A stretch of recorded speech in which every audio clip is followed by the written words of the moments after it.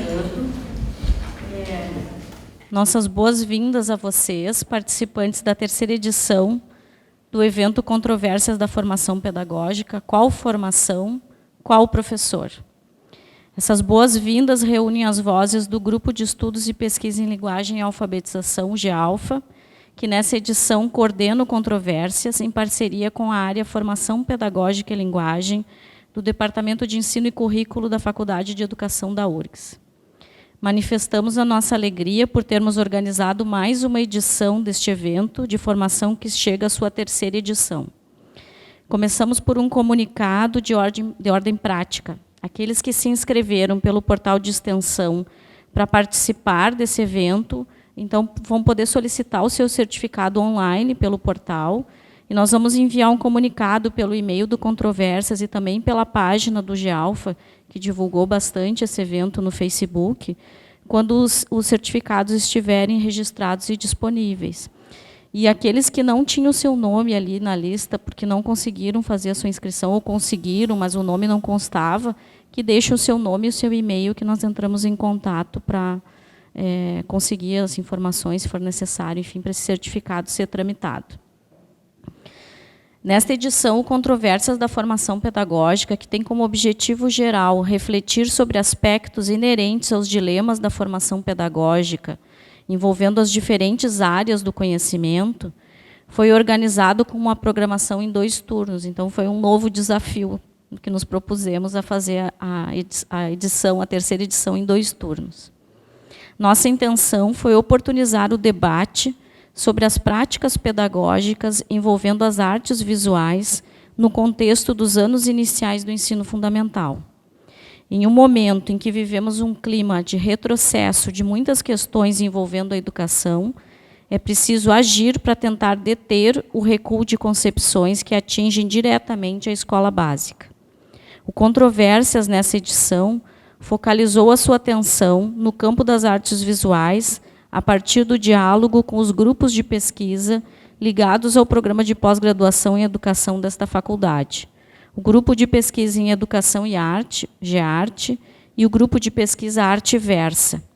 Ambos grupos que têm como foco de sua atenção as artes visuais e suas relações com a educação. Baseando-nos nas palavras de Ana May Barbosa, entendemos que oportunizar um espaço real de discussão sobre a prática pedagógica envolvendo as artes visuais nos anos iniciais do ensino fundamental é reiterar a crença de que a percepção visual é importante desde a alfabetização até a inserção no mundo, auxiliando o sujeito a perceber o mundo ao seu redor, para ser capaz de analisar criticamente esse mundo e dar respostas criadoras às necessidades e às críticas que faz. E, diante disso, o professor em formação e o professor já em atuação não podem ignorar o seu papel como mediador dessas ações. Começamos o nosso diálogo nesta manhã com a palestra da coordenadora do Grupo de Pesquisa em Educação e Arte, GEARTE, professora doutora Analice Dutra Pilar, que terá como título Relações entre os processos de desenho e de escrita. Analice, por favor. Em seguida, a participação da pesquisadora do GEARTE, a professora doutora Gilvânia Pontes, que terá como título da sua palestra Dos movimentos de formação à formação em movimento.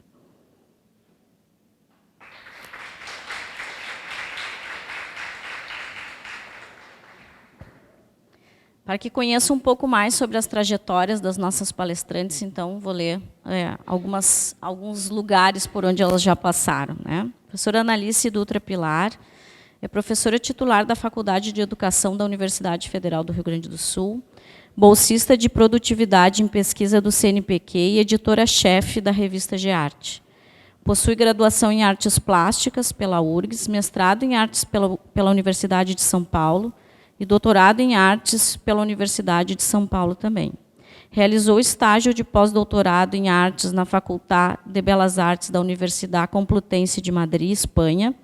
Atua como professora na graduação e no programa de pós-graduação em educação da Faculdade de Educação da URGS, orientando mestrado e doutorado na área de educação em artes visuais. Tem experiência nas áreas de educação e de artes, com ênfase no ensino de artes visuais, atuando principalmente nos seguintes temas: formação de professores, artes visuais, leitura da imagem, produções audiovisuais, mídia televisiva e infância. Foi membro da comissão coordenadora do programa de pós-graduação em educação da URGS, em diferentes gestões, coordena o grupo de pesquisa em educação e arte, é sócia da International Society of Education Through Art, INSEA, da Associação Brasileira de Estudos Semióticos, ABS, e da Associação Nacional de Pesquisadores em Artes Plásticas, ANPAP, tendo atuado como representante do Comitê Educação em Artes Visuais da ANPAP na gestão 2006-2012. Integra o conselho editorial do International Journal of Education Through Art, da revista da Matéria-Prima, da revista Art, da revista Palíndromo. Desenvolve atividades como avaliadora e consultora para periódicos e agências de fomento internacionais, nacionais e regionais. Participou de vários comitês científicos, organizou e publicou artigos e livros da área do ensino de artes visuais, sendo um dos livros o foco da palestra de hoje.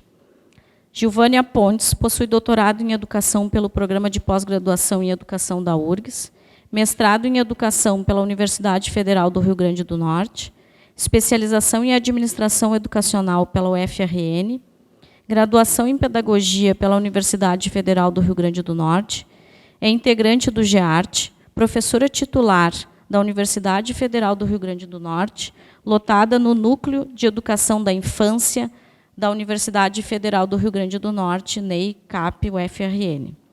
Possui experiência na área de educação, com ênfase em arte e educação física na infância, atuando principalmente nos seguintes temas: educação infantil, ensino de arte, educação física, formação de professores, currículo, corporeidade.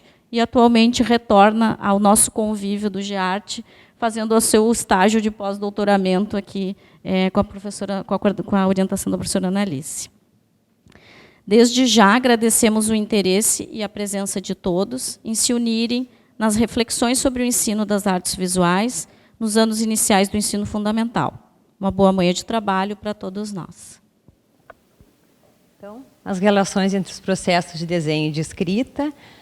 Eu tenho trabalhado com desenho de criança já há bastante tempo, desde a minha formação na faculdade, trabalhando com processos de desenho, depois no projeto do GEMPO, Alfabetização em Classes Populares, trabalhando também com processos de desenho de crianças de classes populares, no projeto Arte na Escola, com desenhos de crianças, aí, tanto ensino fundamental como ensino médio, e nas pesquisas, então é um tema que me é bastante caro, de trabalhar com uma coleção bastante grande aí de desenhos de crianças, e na graduação a gente tem trabalhado muito com isso, então lá se vão assim 38 anos de trabalho com desenho de criança, então já é um tempo.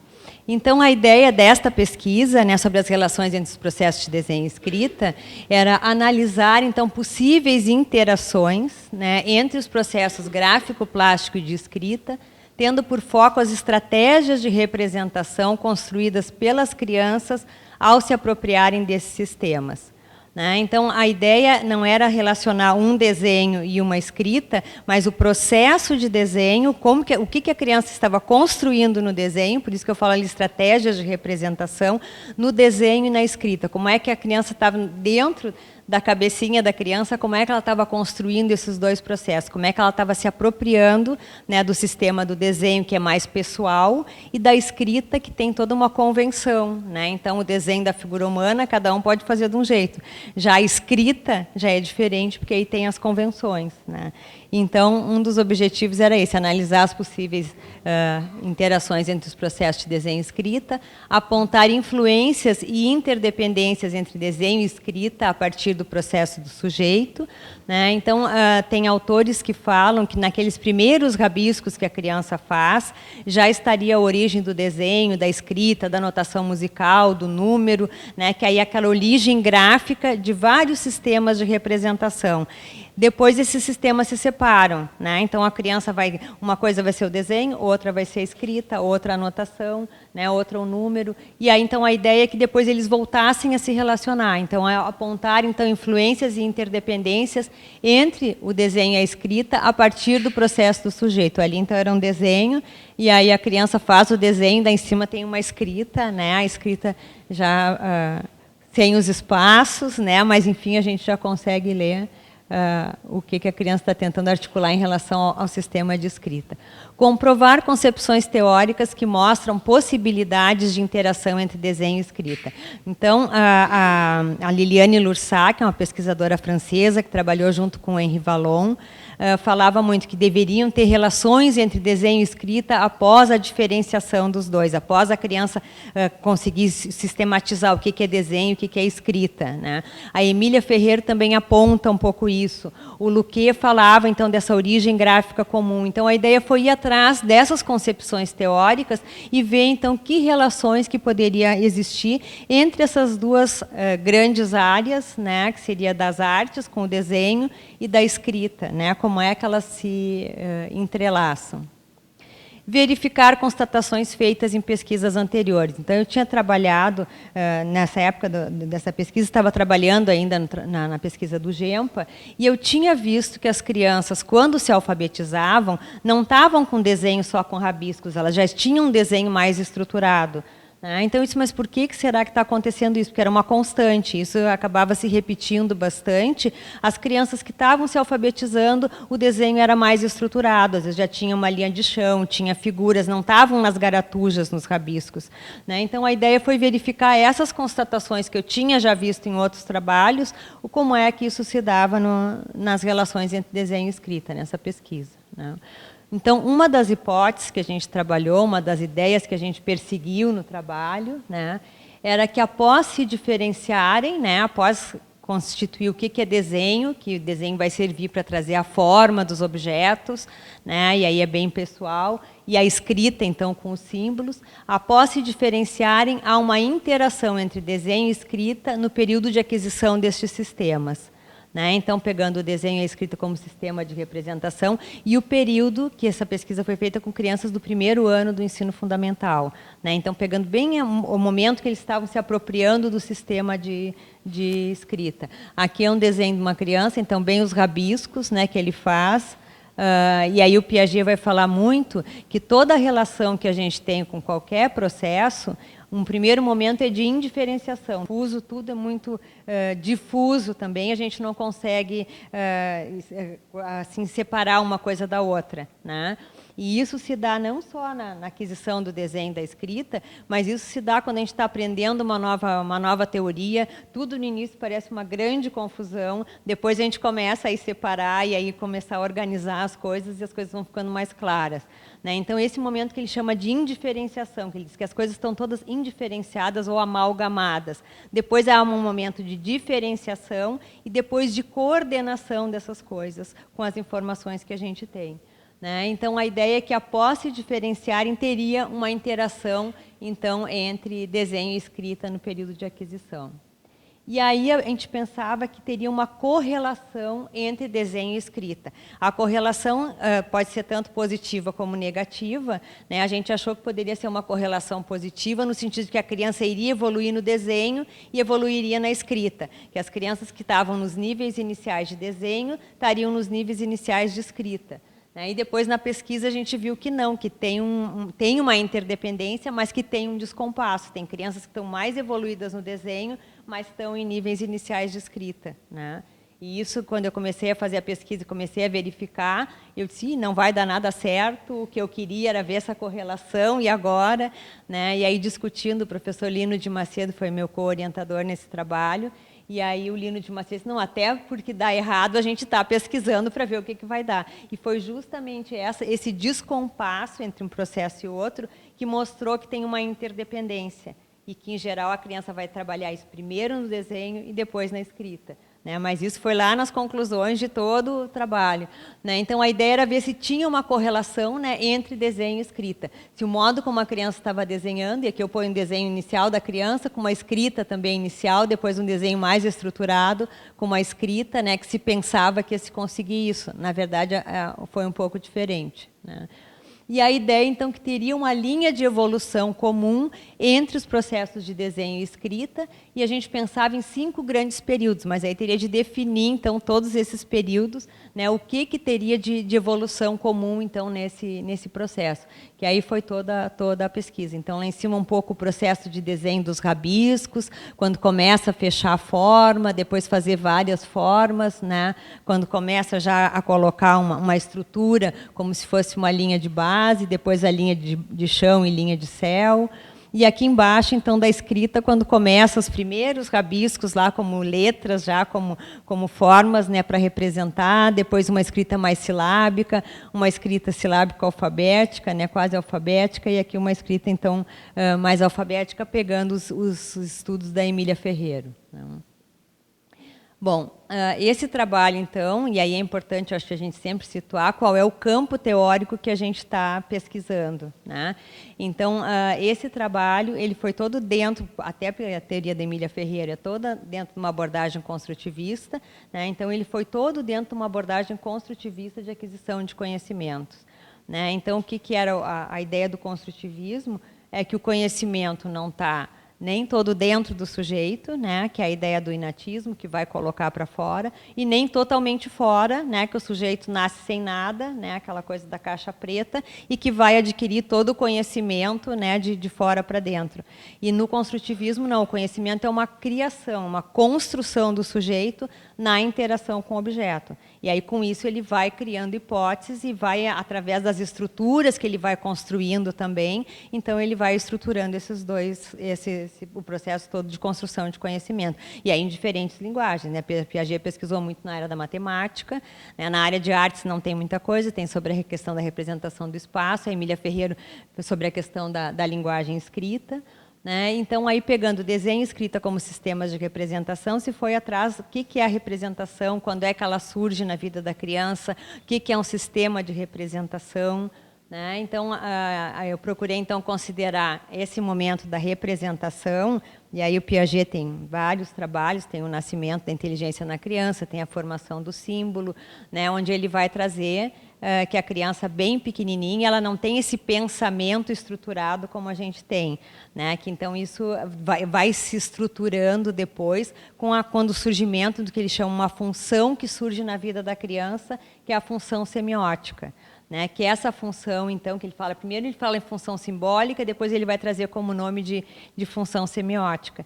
E essa função, então, é que vai possibilitar a criança depois falar, constituir a linguagem, pensar, né? Uma vez eu estava no consultório de uma médica e tinha uma mãe com um nenenzinho bem pequenininho, e a mãe disse assim, que bom, porque nessa idade não precisa pensar, né?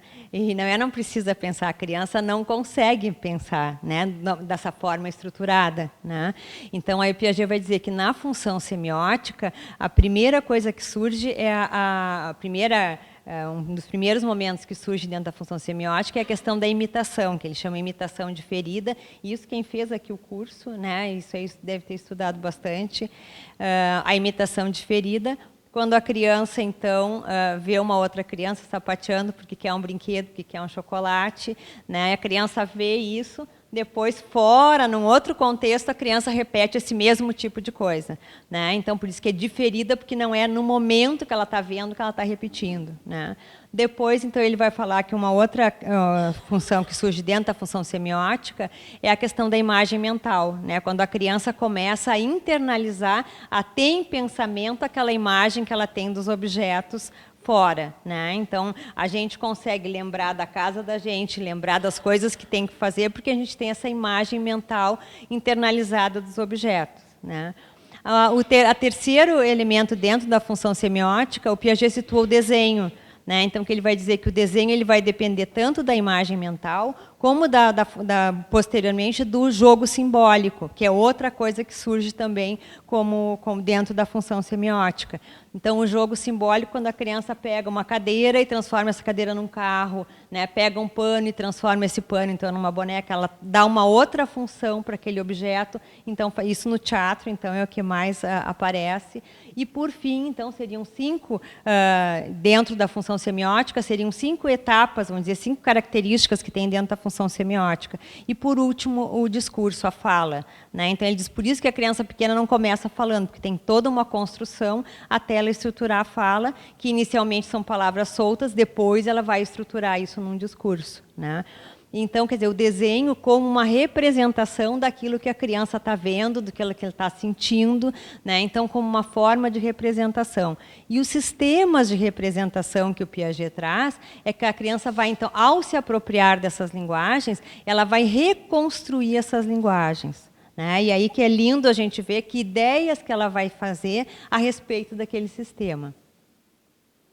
Então, só voltando ali um pouquinho ainda sobre a questão do sistema de representação. Então, ele vai dizer primeiro aquele momento de indiferenciação, né? Depois a diferenciação dentro do sistema e depois, então, a coordenação. E a gente vai ver no desenho, então, como é que a criança vai estruturar o sistema do desenho. Depois, na escrita, né, todo o trabalho da Emília Ferreiro de estrutura do sistema da escrita, de reconstrução desse sistema. Então, o desenho como sistema de representação, né? São muitos os estudos sobre o desenho de criança, né? A gente vai ver, assim, desde a metade do século XIX, começam muitos estudos que têm a ver com a questão da modernidade na arte, tem a ver com o desenvolvimento industrial, com a revolução industrial, com a disponibilidade de mais papel, de mais material para a criança poder rabiscar, né? Então, são várias linhas teóricas, alguns bem na ideia da livre expressão, outros trabalhando mais a questão formal mesmo, dentro da teoria da Gestalt, né? Outros dentro de uma linha mais empirista. Então, são muitos estudos. Agora, quando eu estive na Espanha fazendo pós-doutorado, tem vários professores trabalhando com estudos contemporâneos sobre o desenho infantil, né? Na França, tem o Bernard Darrat, que trabalha com uma abordagem semiótica do desenho de criança, né? Ele tem pouquíssima coisa em português, é mais em francês mesmo o trabalho desse autor. Aqui eu coloquei, então, a imagem do Lohenfeld, do Victor Lohenfeld, lá em cima, né, que foi um teórico que pesquisou muito sobre desenho de criança. A gente brincava que o livro dele foi um dos primeiros a ser traduzido para o português, que é Desenvolvimento da Capacidade Criadora, é um livro enorme. Então, se chamava a Bíblia dos professores de arte, porque tinha ali a garatuja, o pré-esquema, o esquema. Então, quem, em geral, trabalhou com níveis de desenho, estudou muito esse trabalho do Lohenfeld, que foi muito difundido, né? Aqui no centro é o Herbert Reed, que é um filósofo, então, inglês, né, que deu muita fundamentação para todo o movimento movimento escolinha de arte, movimento educação através da arte, porque foram autores que se colocaram contra aquela ideia do desenho como cópia, né? Porque até então não se tinha conhecimento do processo de desenho. Então, se aprendia desenho junto com o artista, junto com alguém que sabia, a pessoa ia ensinar o outro como fazer.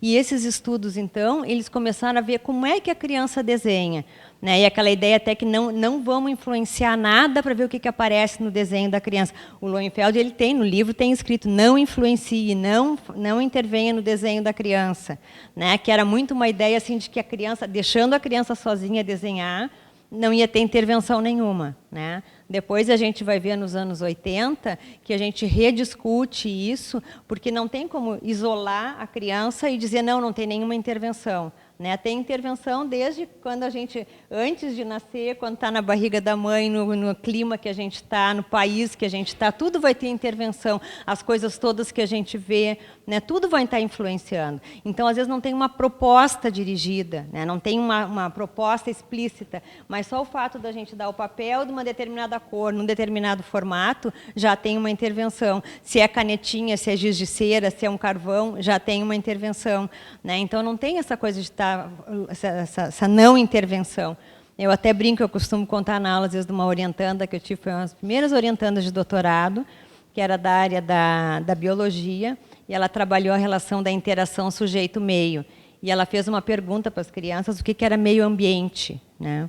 E as crianças dizem assim, é um parque lindo, assim, né, para a gente passear. Ela disse, e essa sala que é meio ambiente? Aí as crianças dizem, se estiver limpa se estiver suja, não.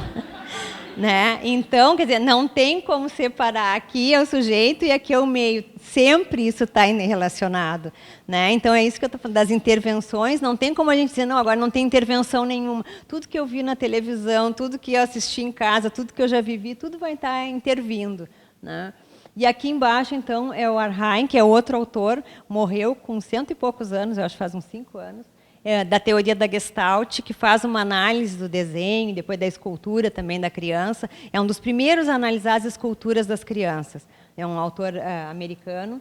E ele, então, ele analisou bem de um jeito formal o que aparece nos desenhos. Aparecem círculos, aparecem triângulos, aparecem formatos quadrados. Então, ele pega bem formalmente como é que a criança vai fazendo. E aí tem outros autores que vão trabalhar bem dentro dessa abordagem. Né? Então, o campo teórico que eu situo esse trabalho é o dos estudos construtivistas, né? E então que está fundamentado então nessa criação, nessa relação da criança com o objeto do desenho.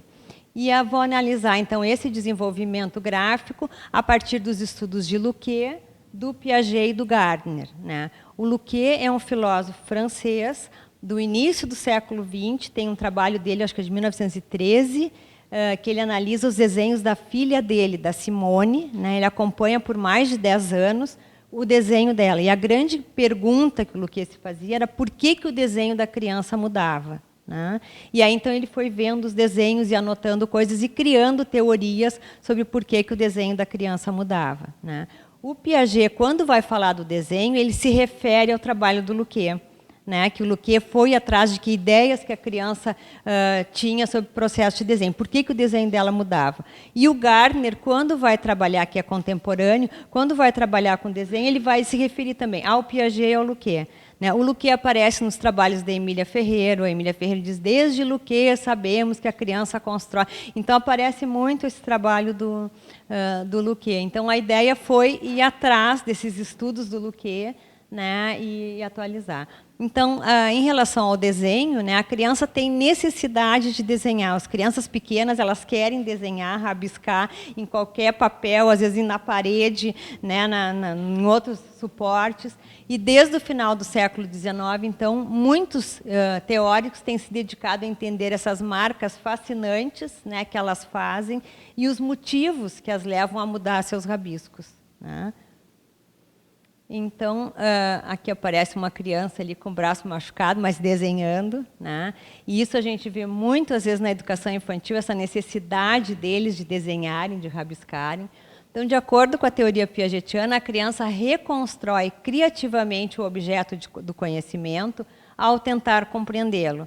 Né? Então, ela cria hipóteses sobre aquilo. Como é que eu posso desenhar a figura humana? Como é que eu posso desenhar um carro? Como é que eu posso desenhar uma casa? E essa reconstrução se faz através da ação da criança sobre os objetos do seu meio e depois se estende para o plano da representação, onde a criança vai agir em pensamento. Então, primeiro, dentro de toda a teoria piagetiana, a criança age sobre os objetos e depois ela vai agir em pensamento, ela vai internalizar essas ações e aí vai poder representá-las. Né? Então, a criança pequena ela faz rabiscos, a gente vai ver, às vezes, olhando até para o lado, ela está rabiscando e olhando para o lado, qualquer cor. Né? Então, às vezes, ela pega cores mais fortes também, porque é o que dá mais contraste. Às vezes, as pessoas mas a criança deve estar com problema, ela pegou preto, ou ela pegou o azul escuro, ou pegou roxo. Não é, porque ela quer o contraste na superfície, ela não está interessada com a questão da cor específica. Né? Depois, então, ela vai começar a se interessar pela cor. Aqui, então, é o Luquet, né? E ele estabelece, então, estágios do desenho da criança. Né? Ele vai falar de um primeiro, todos os estágios ele chama de realismo, e ele foi bastante criticado na época por usar esse nome realismo, porque as pessoas entendiam que ele queria que o desenho da criança fosse realista. Né? Os estudos depois que o Gardner faz e o próprio Piaget diz que não, que a ideia do realismo é que cada etapa teria um tipo de realismo, um tipo de relação da criança com o objeto e de representação então desse objeto. Então, num primeiro momento, ele chama de realismo fortuito, né? Então, seria aqueles primeiros rabiscos que ele subdivide em desenho involuntário, né? Que ele diz que são marcas gráficas numa superfície, aquilo que eu falava, a criança pode estar olhando para o lado e riscando, né? Tem o prazer visual e gestual de traçar essas linhas, e aí, então, eu brinco, eu disse assim, quando a gente fala em material para as crianças pequenas, eu disse, quanto menor a criança, maior o papel, né?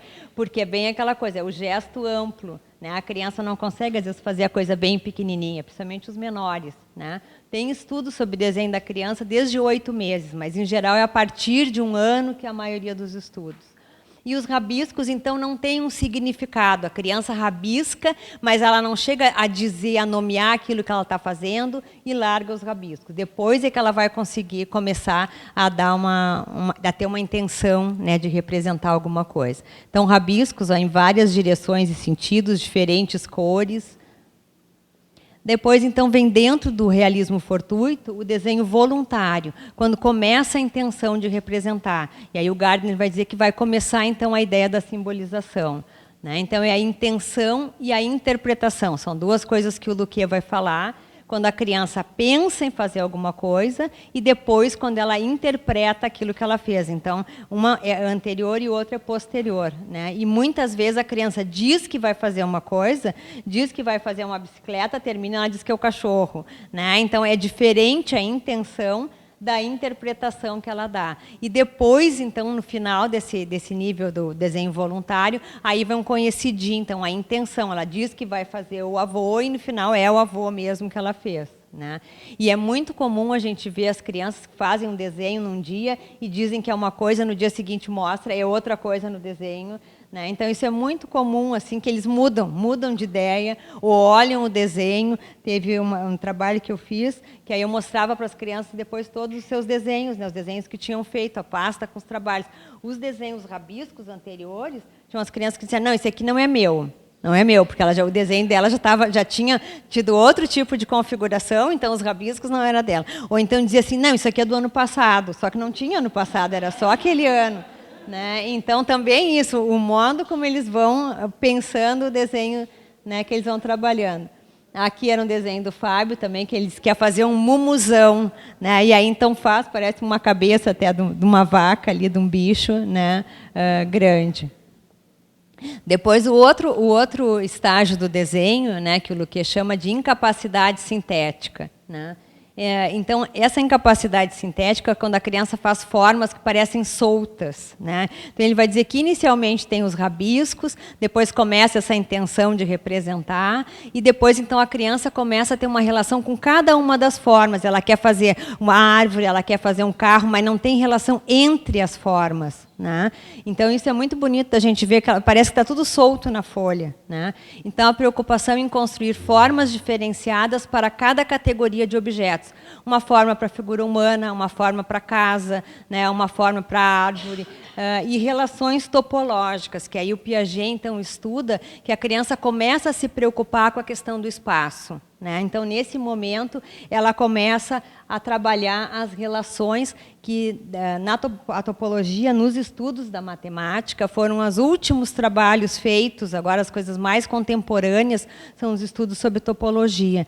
E a topologia, então, vai se preocupar com as relações de vizinhança e separação, continuidade, descontinuidade, dentro e fora, né? Então, a criança vai começar a ver o que está perto, o que está longe, o que está dentro, o que está fora, né? O que é fechado, o que é aberto, se o olho está dentro do rosto, né? Se o cabelo está fora. Então, a gente vai ver muitas vezes tem um olho fora da cabeça, tem as coisas soltas, né, que as crianças vão fazendo, porque ela está começando a explorar essas relações, que ela explorou como bebezinho, andando por baixo da cadeira, botando a mão dentro das coisas, e ela vai começar a representar graficamente, né? Porque uma coisa é a gente ter a ideia, outra coisa é como é que a gente representa graficamente, né? Agora, sim. Não, em geral não tem. São coisas com construções que a criança vai estar fazendo. E aí isso também, que a Sandra perguntou se tem a ver com relações psicológicas, né? Isso vai depender, às vezes, muito mais da influência e da relação que a criança tem com aquela linguagem. Por exemplo, uma criança numa casa que ninguém desenha, que não tem material, né? E a gente viu muito crianças de classes populares que não têm muito material, se desenvolvem, às vezes, muito mais na escultura, porque fazem os seus brinquedos, do que no desenho, que não tem material. Né? E a criança de classe alta, em geral, que tem mais material, então acaba se desenvolvendo mais. Então, depende muito mais das possibilidades e do interesse da criança, porque, às vezes, a gente tem, né, 2 crianças, 2 filhos, um gosta de desenho, outro não gosta. Né? Então, também vai dos interesses de cada criança. Né? Aqui aparece, é um desenho, a criança faz o rosto, ali os cabelos são tudo fora, os braços, é tudo solto. Né? Então, não tem uma estrutura, né? Não está organizado. Então, isso que ele fala de incapacidade sintética. E o Piaget diz que essa incapacidade sintética é do próprio pensamento da criança. Né? Que a criança não tem a coisa estruturada. Então, por isso que ficam as coisas todas mais soltas. Né? A gente observou uma coisa assim quando a gente fez uma pesquisa numa escola de educação infantil, e um dos trabalhos era as crianças nos mostrarem a escola. Né? E aí era com os pequenininhos, e aí então chegou numa sala, um queria mostrar uma coisa que estava ali, outro que estava lá, outro que estava cá. Então, assim, se é um adulto, a gente vai mostrar, tem isso aqui, tem aquilo ali, cada uma das coisas de uma forma ordenada. As crianças não, era e esse brinquedo, não, aquela coisa, porque o próprio pensamento deles está se estruturando. Né? Então, não é isso que o Luquet chama de incapacidade sintética.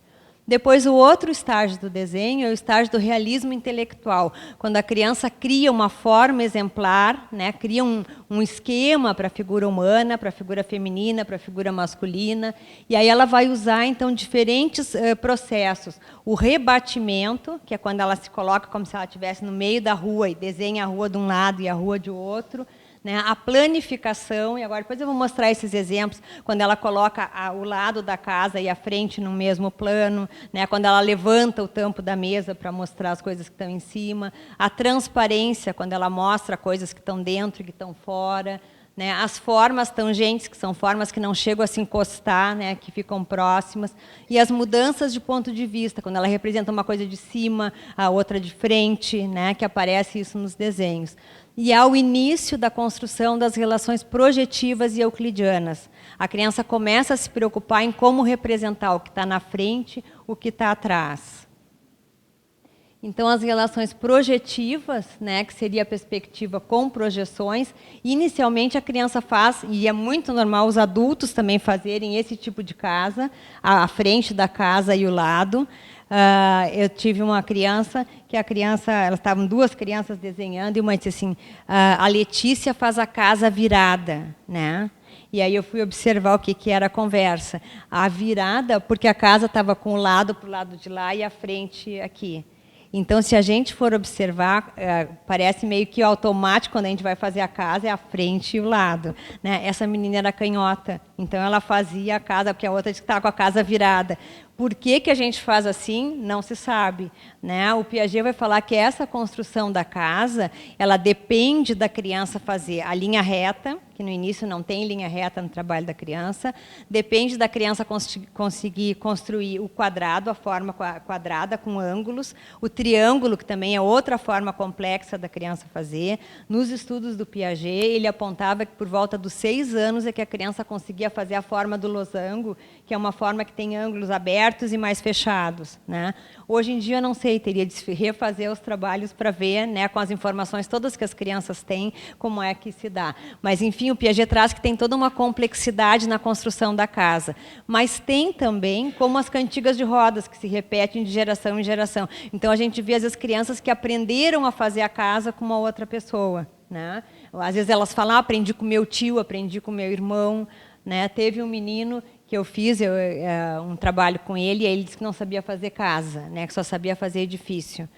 Aí, daqui a pouco, ele começou a fazer o desenho da casa, né? E eu disse, mas tu disse que não sabia fazer casa, né? Ele disse, mas agora eu sei, né? E eu disse, que casa é essa? É a tua casa? Ele disse, não. E eu disse, que casa é, então? Ele disse, e eu que vou saber, né? E eu achei uma resposta muito boa, porque da onde que sai essa casa, que a gente mora em outro tipo de construção e que repete, né, esse tipo de casa nos desenhos, que aparece muito. Então, as pessoas falam, uma estereotipia de casa. Só que a criança bem pequenininha, ela não consegue fazer esse tipo de coisa, porque tem construções que ela tem que fazer para chegar, então, àquele tipo de forma de casa.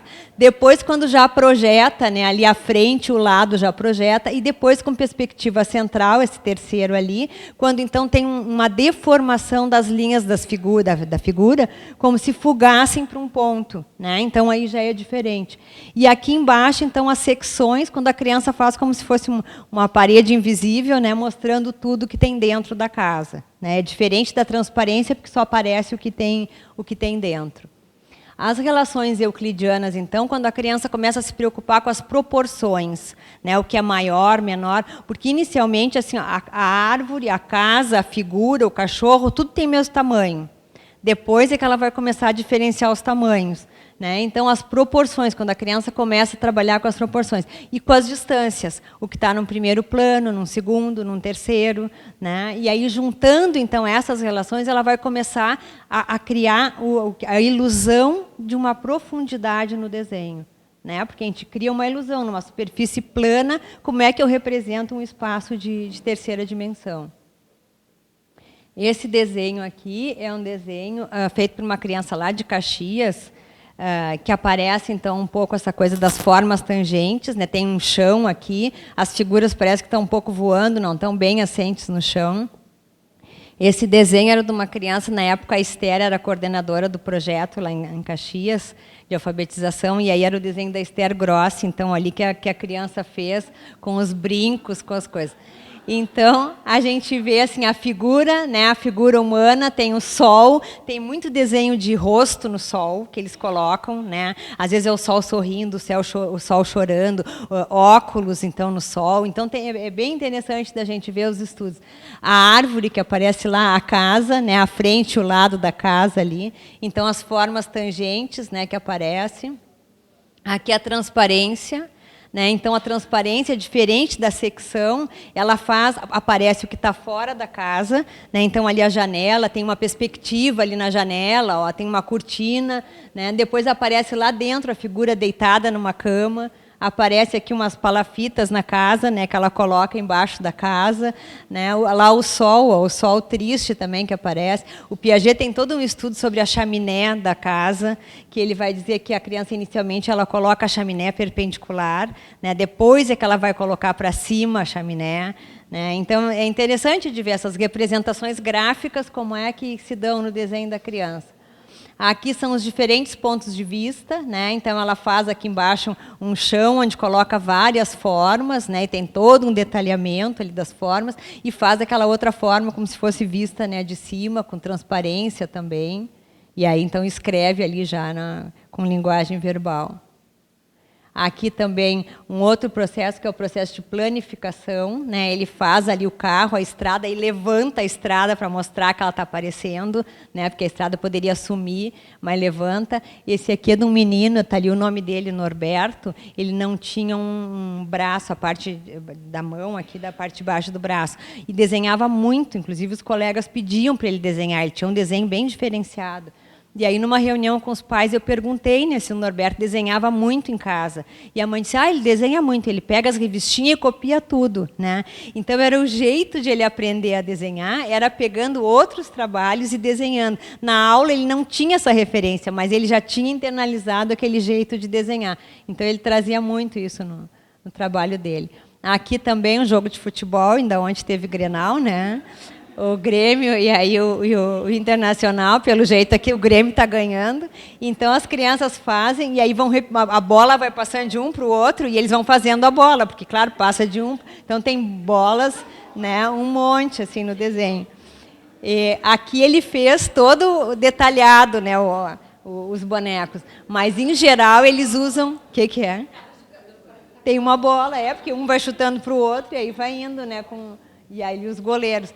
Então, às vezes, eles falam que quando tem que desenhar muita figura, assim, eles usam aquela figura palito, né? Que aparecia até naquele outro desenho, esse aqui apareciam as formas palitos aqui, ó, que é outra estrutura também, que o Arno Stern vai dizer que essa figura, a criança bem pequenininha, ela não identifica esse tipo de estrutura com a figura humana.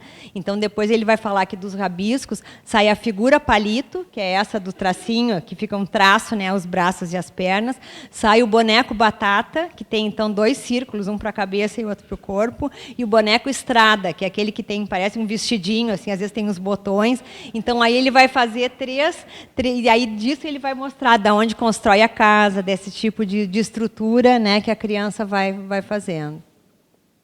E o último estágio, então, que o Luque fala é o realismo visual, né? Então, nesse estágio do realismo visual, a criança começa a se preocupar com a perspectiva, com como é que ela representa o que está mais longe, o que está mais perto, né? Como é que ela constrói isso no desenho. Na verdade, essa preocupação começa bem antes, mas ela não conseguiu ainda sistematizar graficamente, né? Depois, numa outra pesquisa que eu fiz, que tem uma conversa do Fábio e do Bernardo, eram dois meninos pequenos, eu acho que um devia ter 5, outro ter 4 anos, chegaram para desenhar, e aí o Bernardo queria fazer o Batman. Então, pegou uma canetinha preta para fazer o Batman. Aí o Fábio disse que também ia fazer o Batman, né? Aí pegou uma canetinha azul. Aí ele disse, não, mas o Batman não é azul, o Batman é preto. Aí disse, bom, cada um faz com a cor que quiser. Aí o Fábio pegou e fez o Batman um círculo para a cabeça, colocou um retângulo para o pescoço, depois fez um corpo retangular, colocou uns semicírculos do lado e as pernas. E o Bernardo, que era menorzinho, fez uma cabeça para o Batman e colocou uns riscos em cima da cabeça do Batman, né? Aí o Bernardo olhou para o desenho do Fábio e disse assim, mas o teu não é nem Batman, não tem capa, né? E aí o Fábio disse, tem sim. E aí mostrou aquele semicírculo que ele tinha feito. E ele disse assim, então está rasgada. Né? Porque a capa do Batman do Bernardo, ela estava toda em cima com rabisco. E o Fábio fez só a parte que aparecia na frente. Então, o pequenininho, então, estava rasgada. Então, a gente vê que começa a ter essa preocupação, o que está na frente, o que está atrás. Né? Teve uma outra fala do Bernardo também, que eu acho muito significativa, que ele disse assim, quando as coisas estão longe, elas são pequenas. Mas não é que elas são pequenas, é para a gente saber que elas estão longe. Então, eu acho assim, o raciocínio de pensar que a gente coloca o pequenininho para mostrar que está longe, mas não é que ele é pequeno, né? Então, a criança já começa a se preocupar com isso bem antes, mas ela só vai formalizar depois, nesse momento do realismo visual. Então, aí ela começa com a perspectiva e com a representação do que vê no objeto. Então, já não tem mais a transparência, já oculta, né? Se tem uma árvore na frente da casa, a árvore já vai tapar o que tem, né? Então não aparece todos os objetos. Esse aqui é um trabalho, na verdade é uma pintura, né, de uma criança aqui do Jardim Ipu, e a gente pode ver, então era uma banda que foi tocar na escola, com como é que é, cola colorida, que a criança fez, e aí então aparece uma forma maior, menor, menor. Então já tem uma certa perspectiva aqui na figura, quando começa a representar essa cena das figuras que estão num primeiro plano e as que estão mais no fundo, então, na cena. O Piaget vai trazer em relação ao espaço, e aí quem é desse semestre que está fazendo aula, a gente viu ainda essa semana. Ele vai falar em relação às fases evolutivas da construção da perspectiva no desenho, e ele vai dizer que, num primeiro momento, a criança nem se preocupa em como representar o espaço, né? Depois, ela começa a fazer aquele segundo tipo de representação, ali o 2A, que é o mais comum que a gente encontra em representação de criança, de adulto, que é o que a gente chama de rebatimento. Parece que a pessoa está no centro e faz um lado da rua e o outro lado da rua, né? Então, os autores vão falar de rebatimento. O segundo, 2B, quando começa já a trabalhar as proporções, a diminuir o tamanho das formas, né? Uma maior, uma menor, outra menor. O terceiro, quando ela coloca, então, as árvores já não mais perpendiculares, mas paralelas à rua, né? Porque é complicado, a gente pensa assim, é fácil desenhar a rua. Aí quando a gente vai desenhar, e agora como é que eu coloco as coisas que estão de um lado, que estão do outro, né? Então entra toda essa problemática de representação do espaço.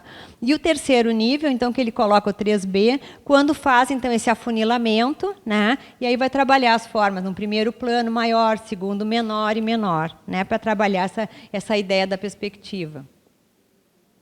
O outro autor, então, é o Gardner, né? O Gardner é um psicólogo americano, tá? Eu acho que com 70 e poucos anos, o Gardner agora já esteve em Porto Alegre, já deu palestras aqui, trabalhou muito com desenho de criança, depois ele foi bem conhecido sobre a teoria das inteligências múltiplas, né?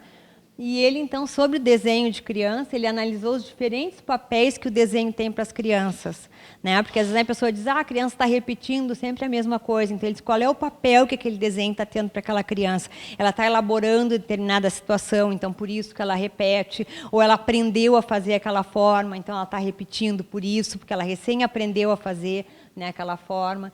E ele vai falar de crianças mais visualizadoras e outras mais verbalizadoras, né? Então ele traz, e aqui eu vou mostrar os desenhos, esse aqui é o desenho de uma criança, o Max, eram crianças de 3 anos, as dois eram mais ou menos 3 anos, 3 anos e meio, que ele faz, então, toda uma cena, era com o Batman, e faz toda uma cena no desenho, que era bem visualizador. Então, tudo tinha que estar no desenho da criança, né? Então, tudo ela coloca detalhes, e isso a gente vê nas pessoas, né? Pessoas que fazem uma forma bem detalhada, né? Que se preocupam com detalhes, e outros que são mais sintéticos, né? Então, não quer dizer que um desenho, que o desenho tenha que ser mais detalhado. Ele pode ser de diferentes formas. E aqui era o desenho da Molly, né, que era um desenho de uma criança mais verbalizadora. Ela faz o M do nome dela, depois ela fecha embaixo, coloca esses olhos, coloca ali um nariz, uma boca, e cria um coelho, que é o Flopsy. E aí ela faz vozes para esse coelho. Então, na verdade, o desenho serve como se fosse um cenário para ela brincar, né? Não é o mesmo papel que o Max dava, que era a questão, então, de tudo estar presente no desenho que ele queria colocar, né? O Gardner vai falar também da grande variedade no uso dos símbolos, os símbolos que as crianças usam e como elas vão mudando, porque às vezes a pessoa fala, faz sempre a casa. Ele vai dizer, mas não mudou nada da casa, não mudou o tamanho, não mudou a posição, né? Então, para a gente observar essa variação que começa a surgir. Ali tem a árvore em cima, tem a árvore embaixo, tem uma pequena variação nas duas árvores, da mesma criança, né? A mesma forma da figura também, lá tem uma roupa, aqui embaixo tem outra roupa, né? Então ele vai falar das diferenças de tamanho, de orientação, de cor, a inclusão de detalhes, né? Porque às vezes a gente olha rapidamente e diz, está repetindo o mesmo desenho. Às vezes não é o mesmo, tem alterações, né? Então, para a gente observar. E é claro que se a criança fica repetindo sempre o mesmo desenho, aí importa da gente fazer propostas, né, para que a criança, desafiar essa criança para que ela veja outros elementos, né? Porque o desenho livre, durante o início do século XX, até metade do século XX, foi muito utilizado, ainda hoje, ainda aparece muito nas escolas. É uma proposta importante, mas importante também que o professor desafie os alunos, senão ele fica no desenho livre da educação infantil até o ensino médio, né? E aí não explora a linguagem do desenho, né? Então é importante da gente trazer propostas para os alunos para explorarem essa linguagem do desenho. O Gardner vai falar também das temáticas que aparecem no desenho da criança, né?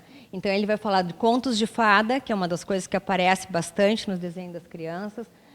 Família, desenho de família, né, que aparece. Então tem crianças que se centram mais em desenhos do cotidiano, da família, outros mais nos contos de fadas, outros com programas de televisão, né? Ali embaixo era um desenho que aparecia aquele programa da Tiazinha, que era um programa que tinha bastante tempo atrás, e então a criança vai e faz ali então a Tiazinha com a máscara, né? E aí coloca.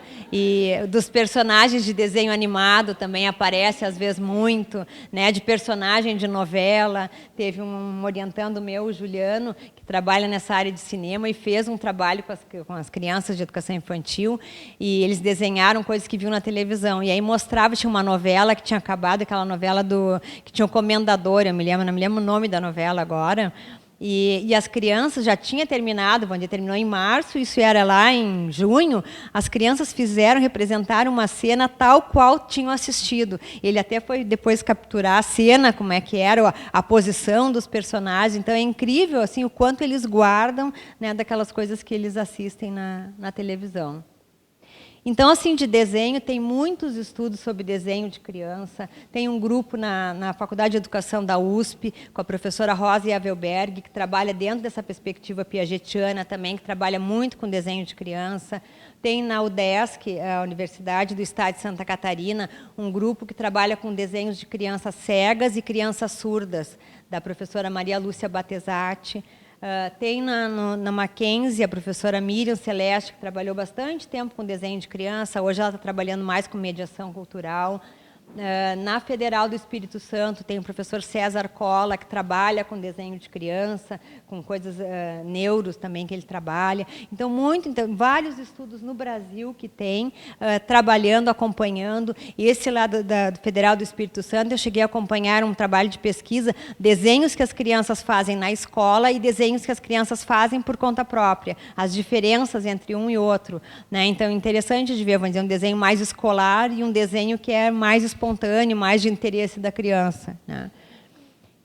Então, assim, se fosse falar do desenho, eu ficava aqui a manhã inteira. Então, trazendo a relação, né, com os trabalhos da Emília Ferreiro, né, a escrita como sistema de representação. E aí o trabalho da Emília Ferreiro, quando a gente começou, eu brinco que eu aprendi espanhol lendo Emília Ferreiro, porque era tudo em espanhol, não tinha nada em português, né, e aí se foi atrás de ler tudo que a gente conseguia. Porque quando a gente começa um trabalho de pesquisa, a gente tem que tentar, né, vasculhar todas as coisas que tem sobre aquele assunto, né, sobre aqueles autores. Eu me lembro que o Luquet, eu ficava assim, mas como é o nome desse autor? Como é o nome? Aí fui ver que era Georges-Henri Luquet, e aí onde é que nasceu? E então a gente vai atrás, né, de informações. Então, a Emília Ferreiro, eu comecei a estudar o trabalho da Emília Ferreiro. Ela veio no GEMPA, na época que eu trabalhava no GEMPA, depois foi a São Paulo também dar conferências, né? Até teve uma conferência da Emília Ferreiro que uma pessoa, na época, o pessoal pediu se podia gravar, e ela disse que não autorizou ninguém a gravar, né? Eu me lembro que as pessoas ficaram assim, meio assustadas. Mas é que assim, uma coisa é a linguagem falada, outra coisa é a linguagem escrita, né? E aí pegar, transcrever, às vezes, aquela fala, então é outra coisa, né? Então, isso é importante também, porque as coisas que a gente fala, vícios de linguagem, ou jeitos de falar que estão acompanhados, na escrita, a gente tem que explicitar de uma outra forma, né? É um outro discurso. Então, a Emília Ferreiro vai trazer aqui a aquisição do sistema de escrita a partir dos estudos, né, expondo os pressupostos teóricos que embasam o trabalho da autora, que ela vai se basear, então, no Piaget, né, em todo o trabalho construtivista, e aí a psicogênese, então, da língua escrita, que é esse trabalho imenso que ela fez de ver que ideias que as crianças têm sobre o processo de escrita, né, que é muito lindo assim, da gente ver com as crianças. Então, ela viu que as crianças reconstroem um sistema de escrita ao se apropriarem dessa linguagem, e ela, então, constatou 4 níveis, né? Depois tem outros estudos que vão ampliando, vão mexendo nesses níveis, mas ela identificou esses 4 grandes níveis, que seria o pré-silábico, o silábico alfabético e o alfabético, né? E aí, quem trabalha especificamente com isso aí pode até me corrigir ou acrescentar. Então, assim, ó, dentro do pré-silábico, tem muitos pré-silábicos, né? Não tem só um jeito de pré-silábico. O pré-silábico pode usar letras, pode usar só caracteres primitivos, pode misturar uma coisa com outra, ora é umas bolinhas, ora é uma letra, né? Então, aqui é aquela situação experimental que a Emília Ferreiro faz, que ela dita para a criança 4 palavras e uma frase, né? Uma palavra que tenha 3 sílabas, outra com 2, outra com 3, uma com 1 sílaba e uma frase, né? Então, ali a criança, ó, boneca, e aí a criança vai escrever do jeito que ela acha que é para escrever. E dentro do pré-silábico, então, ela vai criar hipóteses, né, em relação à escrita, né? Então, ela vai primeiro criar a hipótese da quantidade mínima de letras, né, que ela vai achar que com menos de 3 letras não se tem uma palavra, são só letras, né, e da variedade interna. Então, tem que variar as letras. Se tu repetir sempre a mesma letra, não é uma palavra, né? Então, aí a criança vai ter que... E aqui, então, são com grafismos primitivos e depois, então, ali a frase. né, a escrita silábica. Quando a criança começa, então, e aí é um momento muito importante que a Emília Ferreiro traz, que é quando a criança começa a estabelecer uma relação, né, do que ela escreve com a questão como é que é? Relação grafema-fonema, que depois vai se estruturar no silábico alfabético e mais ainda no alfabético. Então, é a primeira vez que ela começa a estabelecer essa relação da escrita com o sonoro, né? Então, ali, urso, né, ela diz urso, ela põe 2 U's, né? Depois, jacaré, passarinho, também é a mesma situação, né, que ela fala 4 palavras e uma frase, e aí para a criança fazer. A criança também, no início, ela acha que, por exemplo, borboleta, que é um bicho pequenininho, tem poucas letras, né? E céu, que é uma coisa grande, tem muitas letras. Então, ela estabelece esse referencial. Em relação ao referencial, seria o tamanho de letras, né? O pai, por exemplo, teria muitas letras no nome do pai, já ela, que é pequenininha, teria menos letras para escrever o nome, né?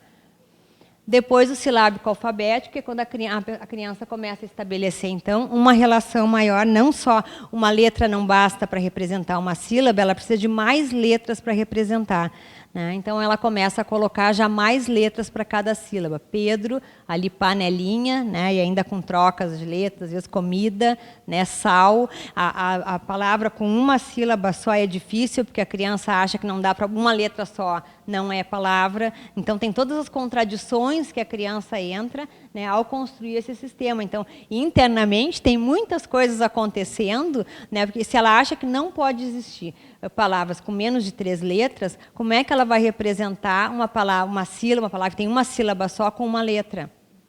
Então, não dá. E aí, então, ela entra em contradição. E isso faz com que ela tenha que depois construir outras hipóteses, né? Dentro da teoria piagetiana, a primeira coisa que acontece é, primeiro, a gente ter um conflito, né? Aí, desse conflito, a gente passa por uma contradição. E a contradição, a gente quer superar essa contradição, né? Não pode coincidir as duas coisas. Não pode ficar a hipótese que tem que ter 3 letras e agora é uma. Não, então, eu tenho que criar uma outra teoria, né, para que isso funcione. Então, aqui era do silábico alfabético, com valor sonoro convencional. E aqui, então, a escrita alfabética, né, também com valor sonoro convencional, diferente da ortográfica, que a ortográfica, então, aí vai levar em conta quando é G, quando é J, quando é 2 S, quando é C cedilha, né? Então, ali são as 4 palavras e uma frase, né? Aqui, juntando aqui na frase, né, o verbo e ali as outras 2 palavras. E a pesquisa, então, que foi feita, né, vendo as relações entre desenho e escrita, eu trabalhei, então, com 97 crianças, né, eram crianças do 1º ano do ensino fundamental, 6 a 8 anos e 3 meses, que estavam pela primeira vez, né, no 1º ano, em escolas públicas de Porto Alegre, e aí tinha 2 grupos, então, um grupo que a gente denominou de grupo A, que eram classes que privilegiavam igualmente desenho e escrita, então a professora fazia atividade de desenho e tinha atividade de escrita. E outro grupo que trabalhava mais a escrita do que o desenho, né? Então a professora dizia que não podia perder muito tempo com desenho e tinha mais atividades de escrita. E aí a gente vai ver que esse perder tempo com desenho acabava que a escrita também a criança não evoluía na escrita, né? Não se desenvolvia na escrita. Os materiais, então, que a gente usou, né? Instrumento de avaliação do desenho, de ver, então, como é que a criança estava construindo o desenho em relação à forma, espaço, a cor, né? A equilíbrio que ela estava no desenho. Instrumento de avaliação da escrita, né? Aquela situação que a Emília Ferreiro propõe das 4 palavras e uma frase. Livros de literatura infantil, porque a gente construiu uma situação que era ler uma história para a criança, uma historinha pequena, né? E aí, então, tinha a história do Pedro Malas Artes, uma história da sopa de pedra, que é uma história também, acho, bem conhecida.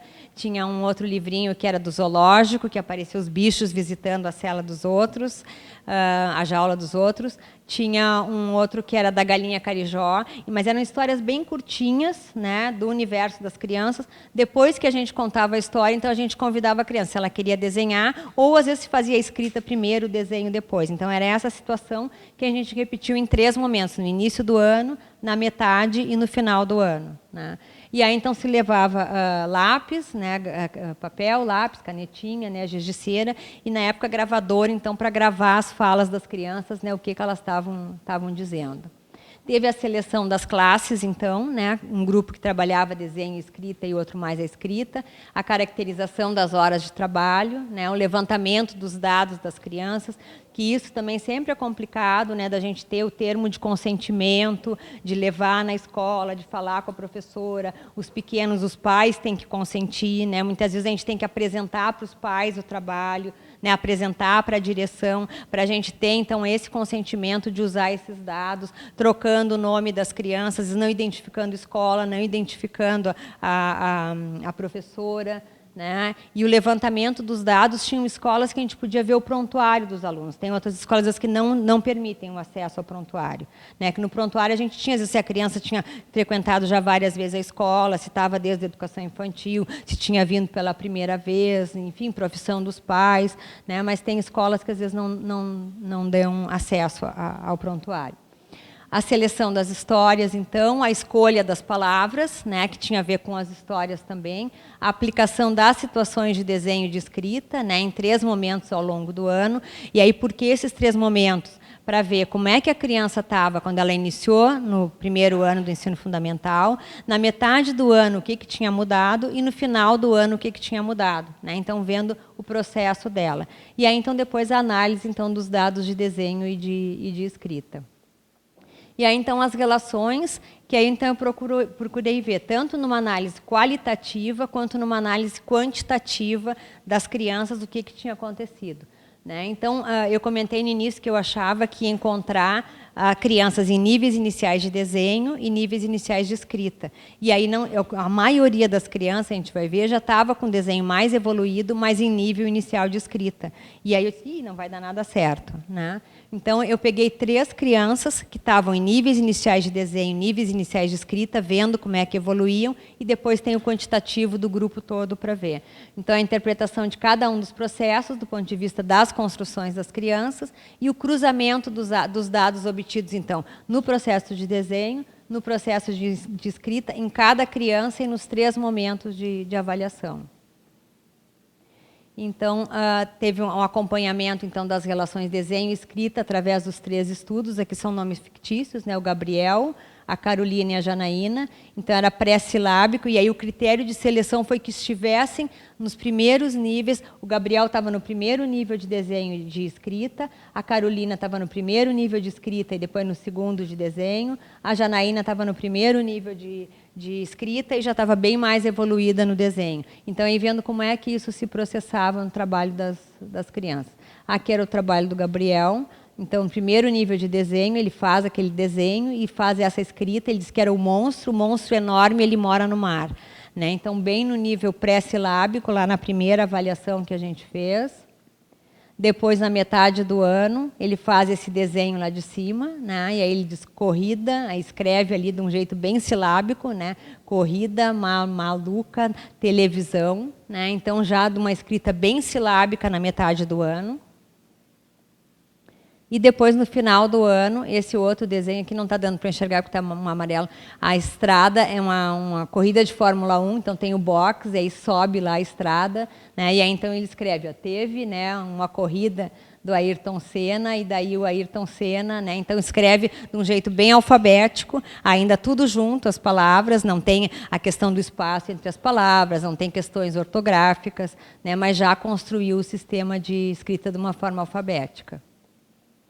E numa análise, então, quantitativa, a gente procurou mostrar a frequência dessas relações nos processos das crianças, evidenciando se essa interação desenho-escrita na construção dos 2 sistemas, se ele é comum a todas as crianças ou não, né? Que era justamente para ver se tinha alguma relação ou não. Então, a gente foi feita uma descrição, aí se usou tabelas, figuras, né, para mostrar. Eu usei um teste estatístico, que foi o Q², que mostra, então, as relações das crianças com cada um dos sistemas. Então, teve a descrição das 97 crianças, descrição do grupo A, descrição do grupo B, e depois descrição comparativa entre os dois grupos. Aqui eu estou trazendo do grupo A. Então, na primeira entrevista ali, a segunda e a terceira entrevista, né? Os níveis de escrita, E os níveis de desenho, então, em cima. Então, escrita pré-silábico, silábico, silábico, alfabético e alfabético em cada entrevista. E aqui de desenho, né, realismo fortuito, incapacidade sintética, realismo intelectual e realismo visual. Então, a gente vê que tem poucas crianças lá nos níveis iniciais de desenho e tem mais crianças, então, aqui em níveis mais evoluídos de desenho. Na primeira entrevista, ó, vários ali, 15 no nível pré-silábico e no realismo intelectual, né, 17 no realismo intelectual e silábicos.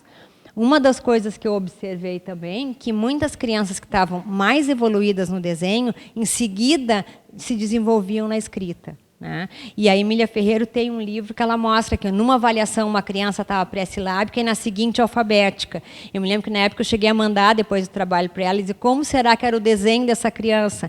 De repente era uma criança que estava bem mais evoluída no desenho e isso aí de certa forma ajudou ela depois na evolução da escrita. Então na primeira entrevista a gente vê uma concentração lá no nível pré-silábico e silábico e no nível do realismo intelectual.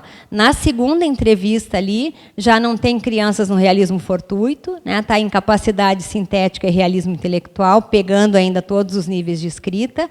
E depois, na última entrevista, uma concentração bem maior no alfabético e no nível do realismo intelectual. O realismo visual já é mais difícil das crianças chegarem, né? Principalmente no primeiro ano.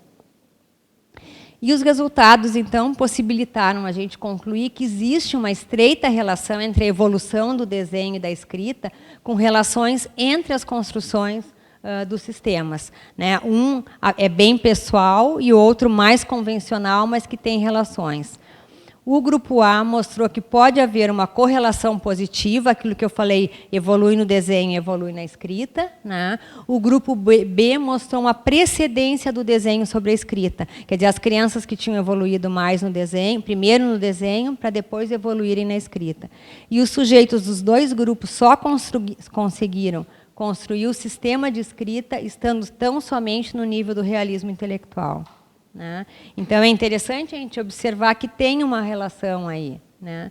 E aí, então, a gente foi ver aquela linha evolutiva que tinha pensado lá no início, né? Que 5 períodos seriam esses, então, de relação comum entre o desenho e a escrita. Né?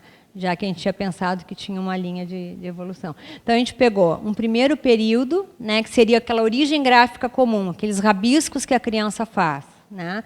Aí no desenho, então eu coloquei desenho e escrita. O desenho começa como uma escrita e a escrita começa como um desenho. No realismo fortuito, que é tudo aqueles rabiscos que a criança faz. Né? Depois, a distinção entre os modos de representação icônico, né, da forma, e não icônico. Constituição do desenho e da escrita como objetos substitutos. Vai acontecer no realismo fortuito, no desenho voluntário, quando a criança então começa a dizer isso aqui é uma casa, isso aqui é o cachorro, isso aqui é a mamãe. Né? E no pré-silábico, quando começa a fazer os caracteres para representar a escrita, né? Que já não é mais só o rabisco, já começa a usar símbolos, mesmo que sejam símbolos primitivos.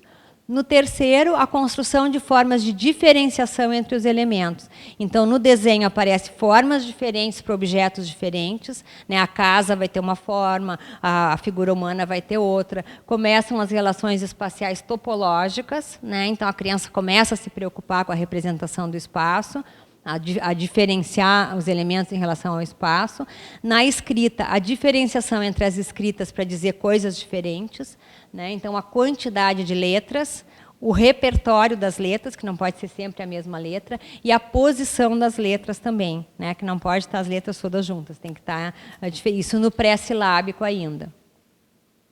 E depois, então, a construção de diferenciações e de coordenação entre os elementos e as relações dos sistemas, que no desenho vai acontecer no realismo intelectual, né, quando a criança, ao início da coordenação das representações de forma e espaço, a criança começa a se preocupar com a relação entre as formas. Antes era ela com cada uma das formas, agora ela começa a estruturar isso no desenho. A atribuição de uma forma exemplar a cada elemento, né? Então, a casa, a árvore, a flor, né? os bichos. Início da construção de formas projetivas e euclidianas para representar o espaço, né? O que é maior, o que é menor, o que está na frente, o que está atrás. construção, então, do sistema do desenho, que é quando coloca uma linha de chão, as formas, vai se preocupar com as cores, né? Então, a cor, a forma, o espaço num determinado suporte, né? Isso no nível do realismo intelectual. Na escrita, no nível alfabético, né, a fonetização da escrita, atenção às propriedades sonoras do significante, que vai acontecer no silábico, uma letra para cada sílaba, que então é a mudança fundamental que acontece do pré-silábico para o silábico, né? Uma letra para cada sílaba. O silábico alfabético, quando não basta uma letra para cada sílaba, tem que colocar mais letras. E no alfabético, quando começa a correspondência entre grafemas e fonemas. Né? Então, a gente vê que essa construção das diferenciações vai marcar esses 3 momentos do sistema de escrita. Um aprimoramento dos sistemas, que eu chamei ali, que é o realismo visual, quando começa a trabalhar a perspectiva, e na escrita o ortográfico, porque aí vai trabalhar, quer dizer, como é que se escreve com determinadas letras, quando é que é S, quando é que são 2 S, quando é que é Z, né? Então é um aprimoramento, e no realismo visual também, como é que a gente faz o que está na frente, o que está atrás, né? A questão da perspectiva. Aqui era o quadro todo, né, mostrando os 5 períodos que se viu. Então, em geral, o que a criança faz? Ela percorre primeiro para o desenho, esses períodos, para depois percorrer para a escrita, ou os 2 juntos. Né? Na pesquisa, eu não encontrei nenhuma criança que tivesse alfabetizada e lá no nível inicial de desenho. Né? Então, é interessante que isso mostra então, essa interdependência entre os 2 com essa precedência do desenho. Né? Então, é importante que o professor, tanto de artes visuais, né, que trabalha com desenho, que trabalha as atividades artísticas, de educação infantil e dos anos iniciais do ensino fundamental, né, é importante para o professor compreender os sistemas de desenho de escrita, em seus níveis de construção, né, o que a criança está construindo, a apropriação destes objetos de conhecimento pela criança e algumas relações entre desenho e escrita. Né. Eu costumo dizer que o professor de arte, diferente do psicólogo, do terapeuta, que vai olhar e vai ver questões que a criança está passando, momentos de vida da criança, não que o professor não perceba, mas o foco principal são as construções que a criança está fazendo no desenho.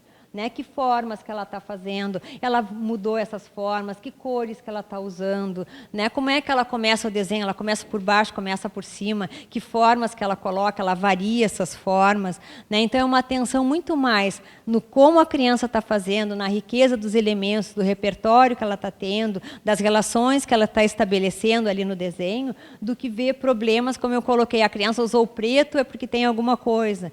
Né? Tem até na escolinha de arte aqui do CDE, o pessoal contava que uma vez as crianças queriam pintar e daí só tinha, era final de ano, só tinha assim, tipo vermelho, preto, cores escuras, né?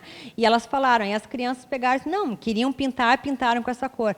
Uma criança levou para casa depois do trabalho e a mãe se apavorou, né? Disse, olha só a cor que a criança está usando, né? E aí então quis levar para um psicólogo, para alguém para mostrar. A primeira coisa que o psicólogo disse, vão ver qual era o material que estava disponível, né? Porque é bem isso, aí ninguém sai interpretando também sem ter um acompanhamento. Né? Porque aqui a gente viu esses níveis, parece bem claro assim, o que é pré-silábico, o que é silábico, silábico alfabético, né? Realismo visual, realismo intelectual. Na prática, essas coisas se misturam muito, não estão tão separadinhas assim. Às vezes é difícil da gente saber se a criança está silábica ou está silábico alfabética, né? Ou assim, porque às vezes tem misturas, e no desenho da criança também. De repente a criança está com o desenho mais estruturado, daqui a pouco volta a fazer um outro desenho, daqui a pouco vai para o nível seguinte. Né? Então, essas coisas que didaticamente a gente mostra bem claras, na prática, às vezes não são tão claras. Né? Então, aí a importância da gente conhecer esses processos, que são processos lindos, né? Um da linguagem das artes, aí do desenho, né? O outro da escrita, e como é que eles vêm juntos, se separam, e depois como é que eles voltam a se relacionar. Aqui, então, eu trouxe, né, os contatos que a gente tem. Tem essa pesquisa toda, então está sistematizada no livro que eu mostrei, acho que deixei ele em cima, que é Desenho e Escrita como Sistemas de Representação, onde então eu atualizei em 2012, né, o livro, e aí coloco essas pesquisas no Brasil e no exterior de trabalhos que estão sendo feitos sobre desenho de criança. né? E aí fui atrás, e tinham outros estudos sobre relações entre desenho e escrita, né? Então, aqui aponto, então, mas não, na época, assim, até 2012, não foi encontrado nada específico, a não ser nada, não. No Japão tinha alguma coisa sobre a língua, né, todos os sinais, e aí coisas de escrita e de desenho, mas aí era outro tipo de notação também, né? Então, gente, eu acho que era um pouco isso, eu nem sei se eu não me estendi demais também falando, né? E aqui, então, os contatos de e-mail, ali o grupo de pesquisa, né? O nosso grupo está fazendo 21 anos agora esse ano, congrega, então, vários pesquisadores, doutores que já participaram do grupo, gente que está fazendo mestrado, doutorado, bolsista de iniciação científica, e a gente tem desde 2014 a revista, que é a revista Gearte, é uma revista online de acesso livre, né? Agora está saindo um número sobre ensino de artes visuais e semiótica. No ano passado saiu ensino de artes visuais e cultura visual, era cultura visual e design no ensino das artes. Está para sair agora 2 números esse ano, um sobre políticas educacionais e o outro, diálogos entre o ensino da arte no Brasil e em outros países, né? Então, acho que vai ser bem interessante, assim, a ideia é poder trazer mais estudos da América Latina, porque, às vezes, o Brasil, acho que a gente vira um pouco as costas para a América Latina, e eu acho que a importância da gente, né, conversar um pouco mais com esses vizinhos, né, e conhecer um pouco mais.